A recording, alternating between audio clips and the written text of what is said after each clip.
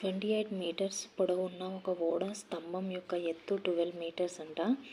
అయితే నమూనా తయారీలో దాని యొక్క ఎత్తు 9 సెంటీమీటర్స్ అయితే దాని పొడవు ఎంత అని అడుగుతున్నాడు క్వశ్చన్.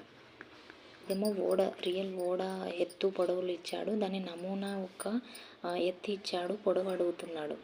ఓకే, అయితే ఇక్కడ ఒకటి ఏంటి అంటే ఇక్కడ సెంటీమీటర్స్లో ఇచ్చాడు, ఇక్కడ మీటర్స్లో ఇచ్చాడు. ఇది డైరెక్ట్ ప్రపోర్షన్లోనే ఉంది, బెటర్లో ఉంది కాబట్టి వీటిని మార్చుకోవాలి. సో దీన్ని కూడా సెంటీమీటర్స్లోకి మార్చుకుందాం. ఓకే, ఇంటూ 100 చేస్తే సెంటీమీటర్ అవుతుంది కాబట్టి 1200 సెంటీమీటర్స్ ఎత్తున్న ఓడ 2800 సెంటీమీటర్స్ పొడవు ఉంటే 9 సెంటీమీటర్స్ ఎత్తున్న ఓడ యొక్క పొడవు ఎంత అని అడుగుతున్నాడు అనమాట. ఇది డైరెక్ట్ ప్రపోర్షనే కాబట్టి డైరెక్ట్ చేసేయడమే, ఇంక మనకి తెలుసు కదా. సో ఇప్పుడు మనం ఏం చేయాలి, 2 zeros cancel, 3 3s 3 4s 4 7s 28, 7 3s 21. So